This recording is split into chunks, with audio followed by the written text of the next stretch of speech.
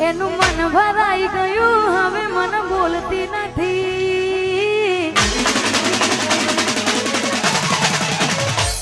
એનું મન ભરાઈ ગયું હવે મન બોલતી નથી